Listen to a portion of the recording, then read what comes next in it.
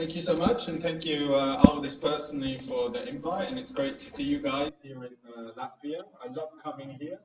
Um, we started working with Emerging, when was it, last year? I mean, us personally, and I adore Riga. Any chance I can get to come, I adore it. It's a beautiful place. So it's great to see, people interested in these topics, and particularly maybe SAP. And it will be interesting to see if you raise your hands. It's the only interactive part, unless you want to do any more. Have you heard of SAP? If you raise your hand. Wow, that's cool. I never heard of it before I joined it, I have to say. Um, yeah, and I joined around 12 years ago in security. So I worked in security response in SAP, handling security issues that the company has. And then, you can only do that for so long. So then I recharged my batteries and came to design. And I always say security and design and user experience are very similar in a way that you want to break things and create things.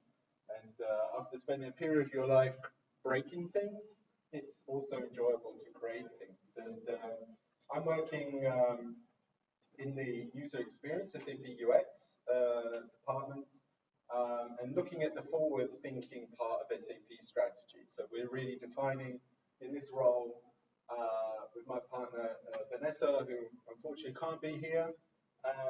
We're really defining the future strategy of SAP's user experience, so what it means. Maybe also if we put a show of hands, I said there was only one interactive. If you think of SAP, do you think about great user experience? Who has actually used it? I see a shake of a head there. Don't think of a great, but it might surprise you now.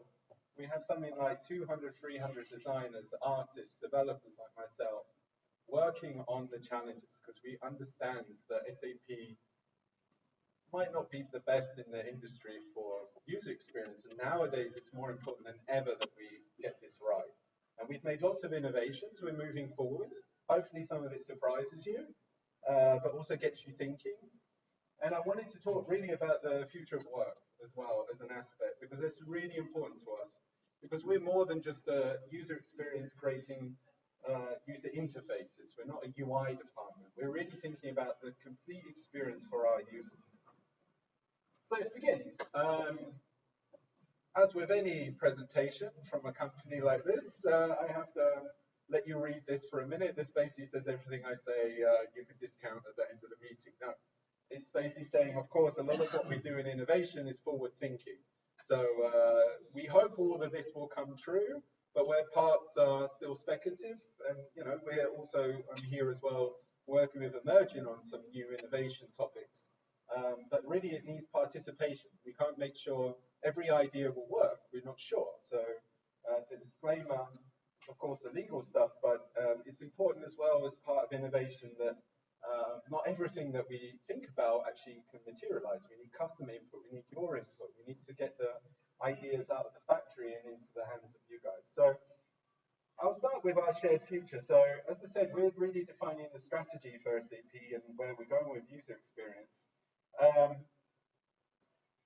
And really one of the key points that we have in working with SAP, so SAP really builds, it's the largest enterprise software company in the world. It's Europe's largest technology company, and we touch something like 72 to 75% of every financial transaction on the planet touches an SAP system. And that can be all the way down in the back ends, transferring money in banks, up to the cash machine level. It can be up to the products that you're buying.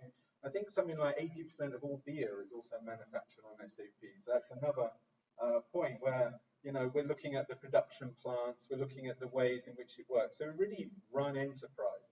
But this also means we have an awful lot of different users, and they all have their own requirements. So, for example, everyone and all of you can relate to this. You all have a task to be done.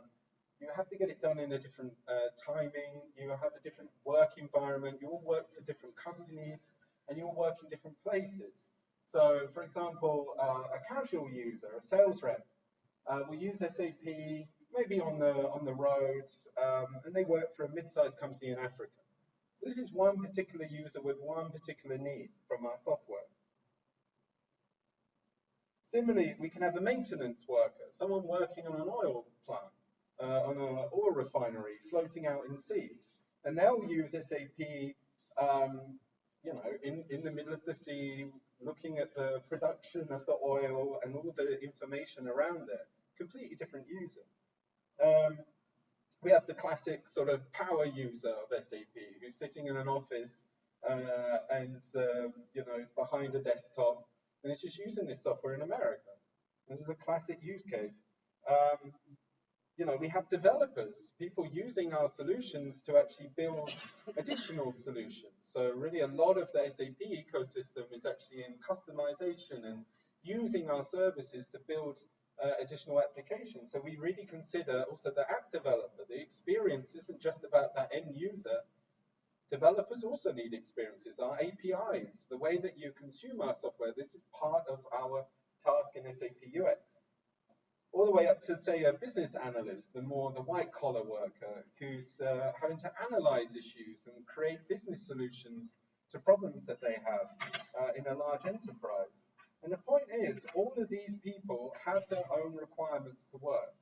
And they're being affected by changes to the way businesses work, changes in technology, the way that we have different types of jobs, that we've moved from being office workers into more mobile workers. And businesses themselves are changing. It's no longer the time where you just spend, go through investment rounds and move on. People are acquiring companies. They're spinning out startups. There's all sorts of different ways in which business is changing. And we at SAP have to find out what's these implications for our end users. So we have this huge number of different types of user. And then on top of this, I wanted to deep dive into some of the real challenges as we see them. And we know that AI will automate many tasks. And this is, a real positive, that, especially for business, that a production line will just run. So you don't need that domain knowledge of the person who's been working 15 years, knows to bang a certain lever or sort of, bash the system at some point to get it restarted. This knowledge will be encapsulated, learned, so that it can be applied. We think law can start being applied. This is just textual information. So if you move into a new region, you expand out to Latvia, right? We'll know the requirements and how that can apply to your business. It can just be applied. So you might not need lawyers anymore. I don't know whether many people will have a sleepless night about that, but these type of tasks which currently need expertise and standardized expertise, knowledge learned, these can be automated. And consultancy, installing a new system, merging computer models, things like this. This can be applied by machine. And what that means, what we think is the positive of that is that users will need to become more creative. And in a positive way, I mean that in that if your mundane administrative tasks are completed, well, then you're free to do more creative tasks. This is the hope. This is the desire that we want. That we say, yeah, you don't have to think about the production line. How about you actually innovate that production line? Make it more efficient, make it different, make it more expandable. Support those things that you always wanted to do, but you were always stuck doing the mundane task. But this means that we think, users are going to transition away from master detail forms of checking information and ticking it off, doing approvals, and moving into analytical tasks where you have to think about what the solution will be. And we think that people will have new roles, new responsibilities thrown on them. Again, it's a positive. You're not stuck in the same dead-end job because these are automated. The main knowledge of moving from a production line to finance will be much easier because you don't need 10, 15 years of experience. The basics are done. It's then more about you as a human being creative and being, just smart, being able to apply that without needing all that education and background knowledge. So there's some great parts to it. But we really think that we have to be careful with these transitions for the user. So we believe that there's going to be an increased cognitive load on one side, it's great that we're now not doing these mundane tasks over and over, but they are important. You can relax through those tasks. You can have a work-life balance with those tasks. If instead machines are automating the norm, what normally happens, we believe that users are going to have to jump into exceptions to those tasks, those situations which a machine hasn't seen before, that it hasn't been able to make a concrete suggestion because it just hasn't seen that data before. And instead, you, the user, will be jumping into that task. So it's going to be more of a world of notifications. System down, but I don't know why. I haven't seen this situation before. Tell me, says the computer. It's more this type of work, which means that we're going to get overloaded if we're not careful. And this means that also, similarly, if we're taking on new tasks, new responsibilities, and we can flip between roles, and we don't care, and we're all flexible, well, that also means we're going to burn out, because it's really difficult for the brain to handle this. It's great on one level. I'm not saying that. But we're also saying that with all these different types of things where you need to learn on the job, it's going to be more a competition of who can analyze issues faster, quicker. This could be a recipe for some problems with our end users. And similarly, we know that already at SAP, we've just launched an initiative. I don't have to tell my boss if I just take the day off. I don't have to tell at work, I just don't want to come in today. I can take a day off. I don't have to take it even as vacation. As long as I get my work done, we have flexible working, true flexible working. But this also means that I'm expected, if I get an email, I work. And we all have devices which are linked to our corporate email. And they ping all night long. This balance disappears because on the one side, you get a lot of flexibility. On the other side, it's more expectation that no matter where you are, or what your work or your life situation, it could be that you're having to respond. And if we put that with the other aspects that we're talking about, where it's going to be survival of the fittest in the worst case scenario, who can react to issues faster, who can analyze a problem faster. Well, does it matter that you're traveling on a train and say, hey, I'll wait an hour? Yes, it starts to get, this is some of the things we need to look at. So as part of what we're trying to achieve with that, we want to show some of the goals. And they might sound a little fluffy in some ways, but we are designed upon. And we want to translate these into really actionable decisions when we're designing our software, when we're deciding what makes sense with our software, that we take these into consideration. So we believe with all these different users, with all these different demands, we cannot create one interface which supports potentially 7 billion people. This is the way software is currently delivered. That we have a form, we analyze 10, 15 people, how's the best way to complete that task? We solidify that in software, we deliver a form, and we allow you to customize it. But it's more deep than that, because it's no longer just about what data to enter. I like to use mobile. I'm remote on a beach, or I'm remote in an oil refinery. All these different aspects mean that we all want to have different tailored software solutions, and we can use intelligent solutions like voice recognition, like some of the techniques I'll explain, to make that happen. We also think that we have to understand deeper the human behind the computer. You're not a role, you're not an ID, you're an individual. We have to understand how you work, what you find exciting, what you find frustrating, what you can do, what you can't do, where you need help, where you need guidance. Every single person here is different. And thank God they are, right? That we're not all the same robots, but we do produce software commonly for the good of the majority rather than the individual. And my point is that as we move forward, we can't do that anymore. We need to be more flexible in the way that we build our user interfaces. And on top of all that, we need to ensure that we have trust in our software, that our users trust our software. And I think particularly with machine learning here and the broader category of AI, we know that there's a lot of problems coming up about trust in the decisions made on your behalf by a computer. And if this is part of your work, this is part of your decision, you've automated a task, and it's gone off and done it on your behalf, but it's actually made a catastrophic mistake. Are you responsible? Is your company responsible? Is the developer of the software responsible? These type of things matter when we move towards this new world. So we need to ensure that we have trust and transparency in our software as well. And really our kind of call for action, if you like, is that really we have a joint opportunity here. We really have a way of bringing you, the end user, and our big field of experience of end users, together with SAP, with these type of solutions to say, we want to bring together this user experience that takes advantage of modern technology, but does it in a way that gives you benefits, new interaction paradigms, which improve the way that you can work, to give us insights into how you behave, how you can be supported, to then mean that we actually can make intelligent solutions on your behalf and do it in a trustful way. So how are we going to do that?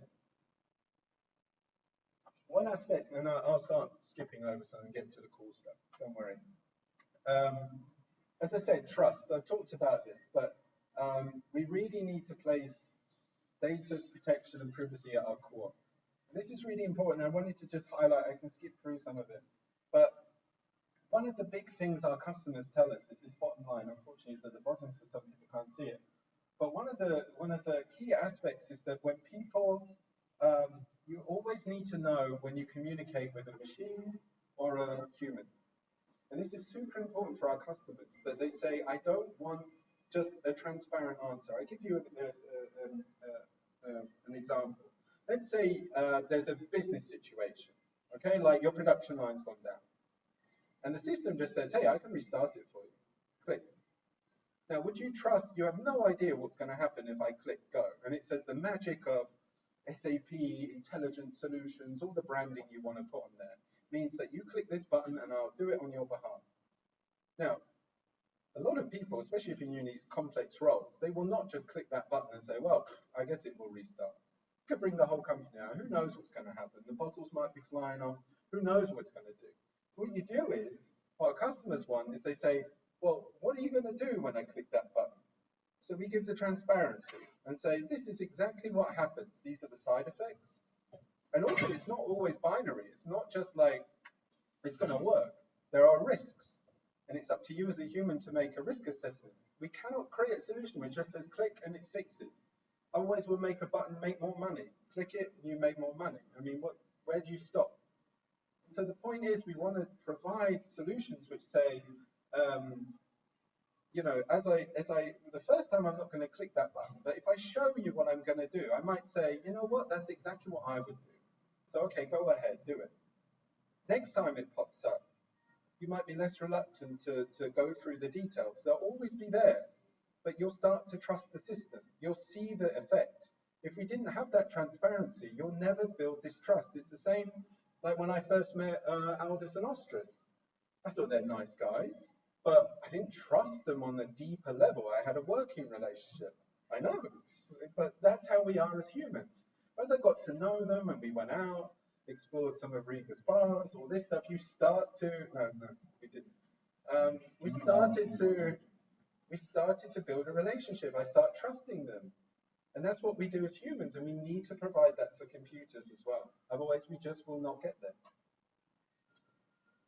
I wanted to also show another really important aspect of SAP, and this is a little video, you like, video is good, that we've invested within customer experience. And this is really getting raw data through our acquisition with Qualtrics, raw data from the customer after we've shipped software, but also, for example, if you're making shampoo and you ship that to a customer, you need to get that feedback. Did that product satisfy? How can it be improved? And this is another area in which we can really provide analysis and feedback into the whole process of how you run your enterprise. And for this, I have a nice little video. If you notice, my Mac has lost its mouse.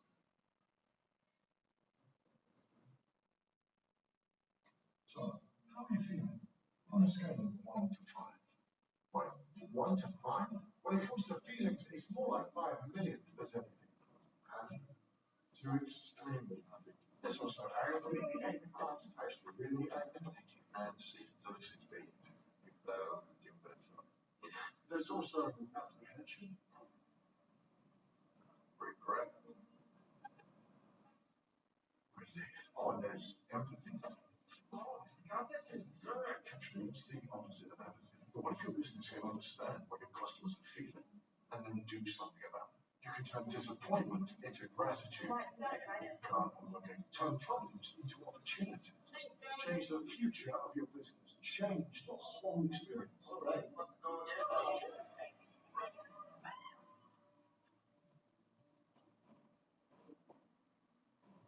Brilliant. Okay, so this is one way. It's one way in which, again, we're bringing the human into the loop, and that will also enable us to get new insights into exactly how people think about products, about software, all sorts of topics, which hopefully then transform the way that we provide our sort of services and solutions in businesses. I'll skip over most of this. This is the way that we're going to do it with a design system. If we have any designers in the audience tonight, then I think this is more interesting. But we really have these kind of core goals for our software, and we call it SAP Fury. And just as an aside, you know, another really big problem with software on this scale is that when we acquire a company, for example, recently Concorde, which is the largest travel solution that businesses and universities use, you buy that product, buy it. It's got a completely different UI. It's got a completely different user experience. It's got a completely different backend. It's got completely different data models.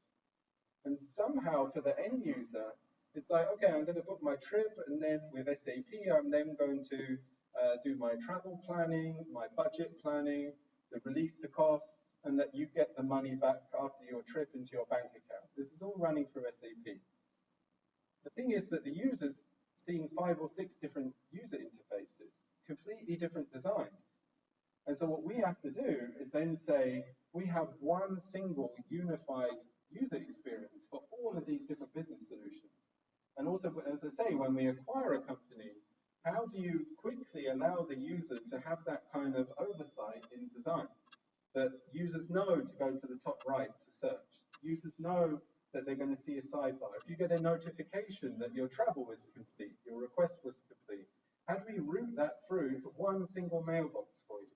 These are incredible challenges because every single team, every single product will have different requirements. We've got to bring all that together. So this is another big issue we have. So trying to bring this on, if you're not used to enterprise software, this might seem quite basic, like we have one common design, but this is a huge challenge. We have something like 2,500 products from SAP, and trying to make those consistent is a very difficult challenge. I wanted to highlight one of the innovations that we're using is a design for AI, to really explain to a user using situations. Something happened that can be from machine learning, a result, a confidence in the classification of a business issue, providing a context for the user. Because it's not enough that you just say, hey, I think this problem is occurring. From a design perspective, what I want to get across today is that that's not enough. We also have to design these machine learning systems to be transparent, which I know is not possible in a lot of times. You know, the very nature is some of it's black box, like a big neural network.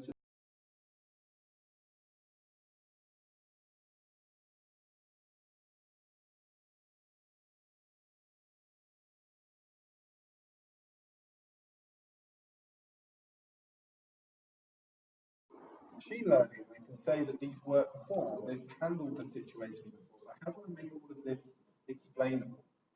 And that's really a challenge. And at least from the design side, these are our requirements to say that's how it should work. And you can also build SAP software with many different technologies. And another, just an important point is that we also partner with Apple and also with Google for Android to really design native apps.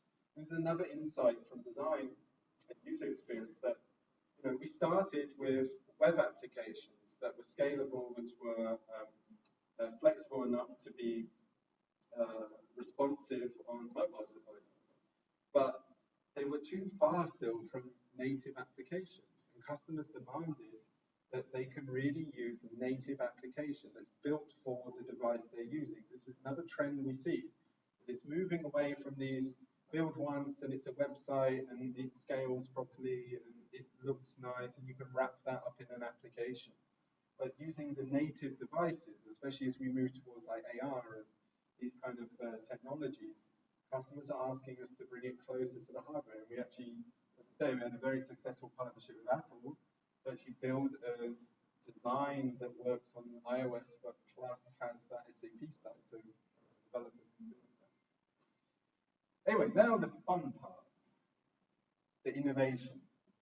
So how are we going to do all this, and where does innovation fit? I wanted to show this schematic to show you one of our core parts of where we want to use innovation. So one of the big challenges are that we said people work where they work. So people use different tools, they're in different environments, they have different types of expectations. And so our approach is to say, we have a digital assistant. Now we're not going to compete with Alexa or with Siri. Why should we? We're a software company building enterprise solutions. Why would we build a complex, all the NLP and all that kind of data to scale? What we do is say, if you're using Siri, you can connect to SAP with NLP. We can expose our services, or if you're in Slack, you can tap out a question to what we call SAP Copilot. But you don't have to have a new application, because that's not where you are. You don't want to be launching that. You're already in these universes. You already have Google Home, or you have Alexa, or you have Siri. We're not going to compete there. We make ourselves available there. So if you do have a business question, you can use these assistant technologies with our backends and our data to provide you a solution. Similarly, productivity tools. If you're using Microsoft Teams like we do at SAP, that's great. I don't want to again switch out to another application. Why can't I just use these tools to expose SAP data? So it's really part of our strategy to say, we're trying to be where you are in the world that you're at, because then we're available. You don't have to have yet another application. And we also support WeChat, which is another thing I should say. It's super important, super massive platform to support. WeChat, most people in China are using WeChat from everything from banking to finance to organizing restaurants to business. It's really become a platform where pretty much all communication is happening in China. So we're also in WeChat. And of course, things like Google Suite. And just as a quick example, the idea is that you can be in Slack, but you can just have a channel for SAP, for Copilot. You can also embed these within other conversations, so a couple of you can work together and actually build up and explore SAP's data. And the idea here is that we're not saying we build a Slack competitor. No, we're inside Slack. Use what you want and use the strengths of those products where you want, but you get intelligence built in.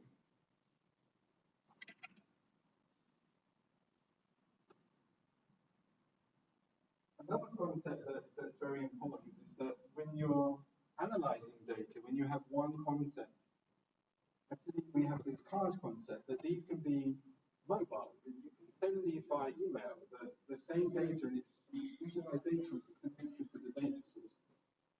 So this is important because often you get inconsistency. You find something which is a good visualization of a problem or an issue. It should be everywhere that you are. It should be just something you can pick up and send to someone, embed within Slack. Not just conversations, not just data, but actually have these live concepts which automatically update to provide you really different ways of channeling information. But where I'm really focusing on interaction, because I truly believe if we provide users like yourselves with truly awesome, magical experiences that will help you work, you'll use them. And because they're human, as we'll see, like when you talk, that's a human interaction. we can get more insights about you as a human from that kind of interaction than we can through a mouse and a keyboard. Because if you think about it today, pretty much all we can tell about you as a human from our software is how you move a mouse, what you click on, and what you type. That's pretty much it, or maybe what you touch. That's it. And if we're trying to build at scale from a user experience, what is that user thinking? All we can do at the moment is look at logs and say, user clicked this, then they went here, and then they went back, and then they quit. And they typed this up. That's not a rich data source. That's not going to help us to get to that next level of understanding you as a user so that we can deliver you intelligent results.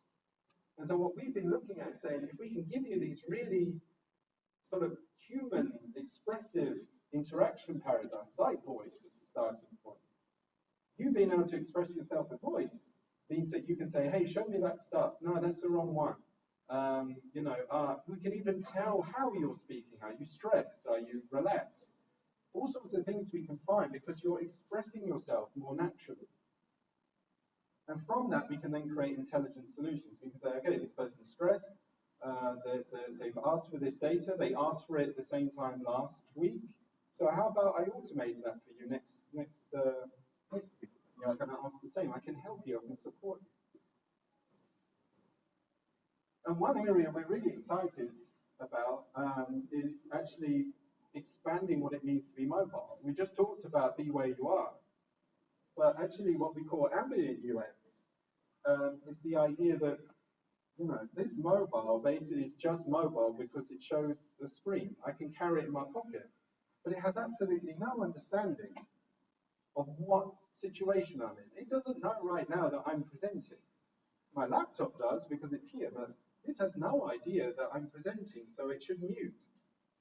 Or if I walk outside and I'm late for a restaurant meeting, which I won't be tonight because we're all here, the phone, it doesn't know this. It doesn't know my context. It doesn't know my environment. It doesn't know that it's hot. It doesn't know that I've been working all day. It doesn't know that I'm running to the next meeting. It doesn't know that I'm just checking email late at night. Every one of these is a different experience. It has different requirements, and currently we're not thinking about this in user experience. At the moment, we just say it's a mobile app. You can turn it on, and there's your mobile. It doesn't understand what it means to be mobile. It doesn't know I'm on a crowded subway. I can't check my results. I can't use my hands. I'm now in a car. I can't type. I can't use a mouse. And we think there's really an opportunity here to say, using sensors, using information, we know that you're in a meeting. The lights dimmed. We can look at sound. We can see people are talking all over each other. Then they go quiet. The lights turn down. We can identify that as a business situation and say, looks like there was a meeting, now there's a presentation, just from your device. And then how do we change that experience? Well, let's bring up the agenda of the meeting, any action points that you had before, and so on. We can do that without having to say, open up your calendar, open up all your data. Do it just from sensors. And similarly, we can change the environment. We have actually a demo where I just switch the lights off when I code. Then the whole SAP turns to a dark mode. And just by using something physical in my space, by turning the lights off and my computer changes, that's an amazing feeling because you think, wow, my environment's adapting what I'm doing. But similarly, we can break out even of this laptop screen and say, how about physical devices change based on business data? And we have a silly idea, but just having a plant or a flower change color when I enter the room, and I can see, it's purple, that means I need to do something. It's not an angry number shouting in my face. I don't have to log in. I can just see something needs my attention. And then if you put virtual reality into this, you can start thinking about ways in which environments really affect software, and we're not really taking advantage of that. We also have products for automation. So you could say, look, please automate this task for me. But again, we can get insights then into how you actually get tasks done. We can build up a knowledge base of how do you complete a task and how does that compare to other people? Are you an expert? Are you learning this task? Can I support you? Can I adapt this process for you? As well as, of course, intelligently replying to different situations. So you could say, this is how I do something, But later I can look at how other people behave and maybe suggest for you on your behalf. I talked a lot about conversation, but again, we can get a lot of information from that. One of the innovations we worked on recently was also using a digital pen and paper. So this was a project we have as SAP Inscribe, where basically, if I'm in a meeting, or one of you's right now taking a note of my presentation, I would be flattered. I'd think, oh, you're really listening. I see no one's taking notes, so don't worry. But you would be, you know, like, ah, you can talk. But if you started talking and say, hey, when does this thing finish? I would be embarrassed. Whereas if you wrote that down, I wouldn't know. I'm actually flattered. But taking that further, and I'll show this in the video.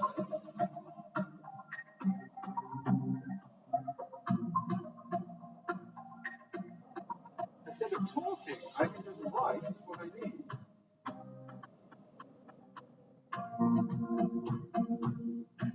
But now we open up a whole new world of interaction. I can then just scribble out things I don't want to see. I can write on top of a table and just say, I want to have that headcount. Now it appears I can circle things. I don't have to tap a checkbox. I can draw arrows. I can really start analyzing the data. And you see, this is more human. This is how you should analyze problems. You want to change the dimension, just write on the axis what you want to change.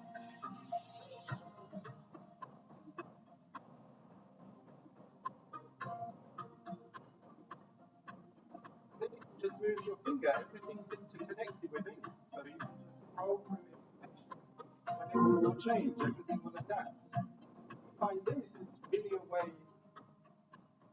that highlights what we're trying to achieve. That you can do this information, we can then get insights, how do you actually perform your analysis, and then we can become more intelligent because of it. You've probably seen AR, VR.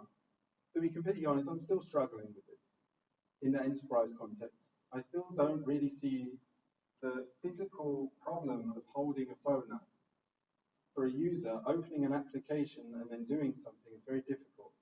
Similarly, putting on a headset and walking around with 30 minutes of battery life, it will get there. But the technology, at the moment in enterprise, we know about remote inspection. You don't have to go to a hazardous situation. You can experience it locally. All these are interesting, but we're still working on that. Still working on that. And I think that's more a hardware issue. But I thought I have to mention it otherwise. One we're really excited about is also eyesight. So we talked about how I talk, how I write, my environment, but what about my eyes? They give away so much information. What do I look at? What don't I look at? And we actually built a prototype of this where we tried to create an interface which is just solely for you. And basically, you just need to look at objects and they start to glow. And there's some great things we can do with this. And you really have to experience this to see how delightful it is. But I can just look at the bottom of the screen and it will start scrolling for me. I can look towards the top and it will start scrolling for me. And that's a delightful experience because I'm not sat over a computer scrolling away. I can do approvals sat back. I can just sit back. I can look at this information. I can just look down the side. I can review the information. And then I can approve or reject the responses completely hands-free. I can also use a combination of voice and just say approve, reject, move forward. Again, because eyes are natural, it's our human sense. And where it gets particularly exciting for us is actually then this hidden information. Say you have a classic dashboard. What we can do is actually see where you look and where, more importantly, you don't look. So imagine you're in a company running this, and you say, you know, these top-selling products, I want everyone looking at that. At the moment, you don't use a mouse to look where what you're interested in. Instead, what you do is you look at it, but we're not capturing any of this information. And we're not capturing it in a way that says, okay, we can analyze it and we can say whether you're a good performer or a bad performer. What we're using it is for is saying like, what is interesting to you? This is another dimension. We know what you speak, we know how you analyze, what you sketch, now what you look at. You can test things with this. You can see, does the visualization work? But for the end user, I start staring at this total purchase order value. And we can provide more and more information the more you look. Start filtering. You're doing nothing. You're just looking at what's interesting to you. And then, of course, we can go further. So if I start looking at sales targets, we can want more information. So we don't just throw piles of information at you. We only react to what you find interesting. And we can take this further and further. One thing which is really interesting as well is actually brain-computer interaction. Let's go even one stage further and say, okay, I've got what you're looking at, I've got what you're expressing, I've got what environment you're working in, but what's happening inside your head? If we could provide you interactions that you can actually, and we can do this. I think Ostris even has a device which you can. In office, yeah, can come to Emergent, try it out. The idea is we can actually do mental commands now. They're very, very light at the moment. You can't think of like, fill out that form or something like this. There's none of this cognitive sense, but you can do a more analog, like left, right, up, down, zoom, in, out. But also more importantly, we can identify the cognitive state of the user. We can see if you're stressed, if you're excited, if you're frustrated, if you're energetic, how you react to data. And then just imagine what that opens up. If we know that you're looking at a data point, and not just that you're looking at it, but you're excited about that value, well, let's bring you more positive results about that. Let's show you the team behind it.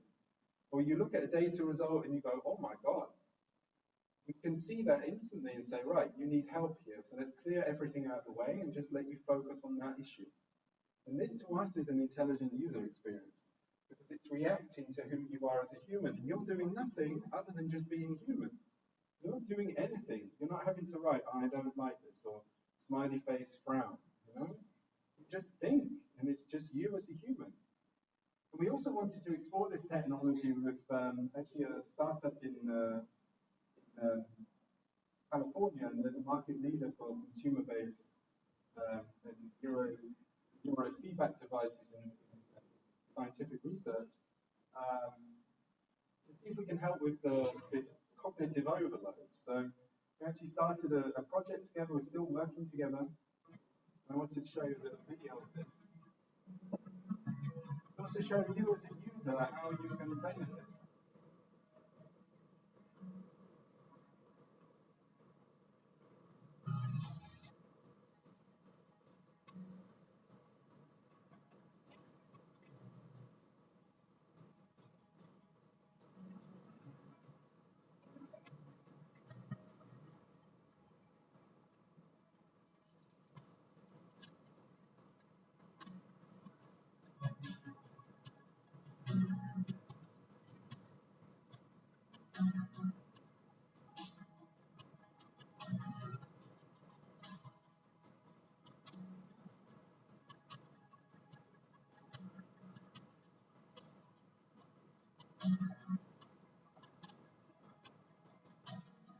Close everything.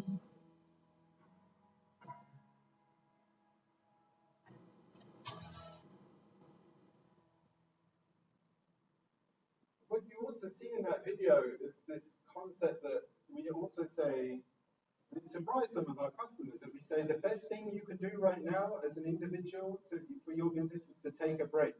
It's not just to throw more work at you. It's to say the best thing you can do is just take a break, relax.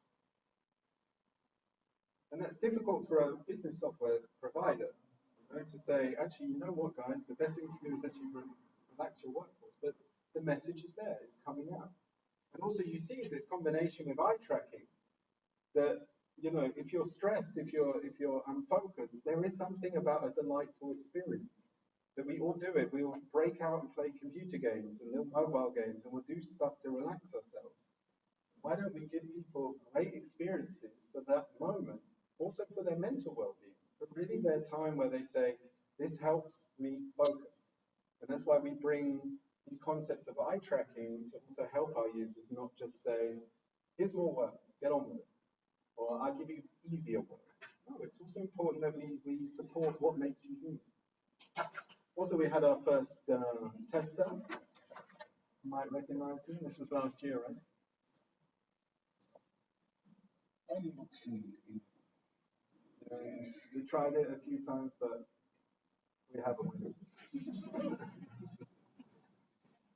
I think I'll just keep that one for the rest of the presentation.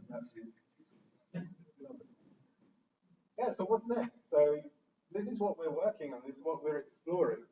And I hope we got across as well that it isn't just about machine learning, AI, topic, but what it can do for end users. You have to be critical about how we apply these technologies, but also they can also enhance the way that we provide solutions. And that's super important for us. And so the way that we work is that we ask for co-innovation. So on topics that we have, come and tell us more about it. That's why I show portraits. This is why I show this customer experience. For these more innovative parts, we go to customers, we go to events like this and say, what do you think? Do you find this a good experience? Do you find this a good plan? Or are you like, you know what, this stuff is completely crazy? Because we don't know yet. We're a small team, we're working, we have our own view on the world. And really looking at these topics and saying, I find this interesting, I find this something that's scary, I find this interesting. I'll give you one last piece of feedback if I have time. We were surprised. We do a big trade show in Las Vegas and in Barcelona. We thought that the brain computer technology, actually it would be Europe. Traditional privacy protecting, hands off my brain, like get out of there. I don't want to share that data. We thought the US would be way more like, yeah, cool, yeah. Yes. It's always the joke.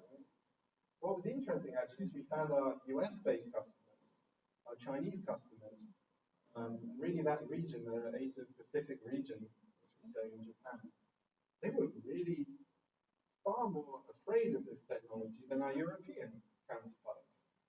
They saw this and said, yeah, I can see with the well-being and that I can, if you're in a highly critical role and you're an aircraft fixer and you're fixing an engine of an aircraft and you're completely stressed out, we can automate the way that you're assigned tasks in your role to improve safety. If you're driving a huge oil tanker and you're stressed out, you're driving a bomb. You want to have people working in these roles and supported so that we can understand what's happening. In Europe, they got this message. It's really surprising. And one customer said to us, you know why? Because we have strong protection in Europe. In America, they know that anything can happen. In China, they know anything can happen with this data. In Europe, actually, a lot of the customers surprised me, actually said, I'm actually into this because I know my company can't fire me if they do this data. We've moved a long way, and that was surprising to me. And also on that point, as we move towards these type of areas, it might be that we're interested in having these type of innovations with this type of personal data, but again, we have to be careful of how that's been used. And again, one customer said, you know what, I would like a dashboard, not this dashboard, but a dashboard which shows me all my underperforming staff. I analyze their brain, I say they're really bad at these roles. And then he said, and then I'll click a button and they're all fired. And I said, what are you going to do then? You're going to hire the same people back, right? You've still got the business to do. You're going to hire more people. And guess what's going to happen?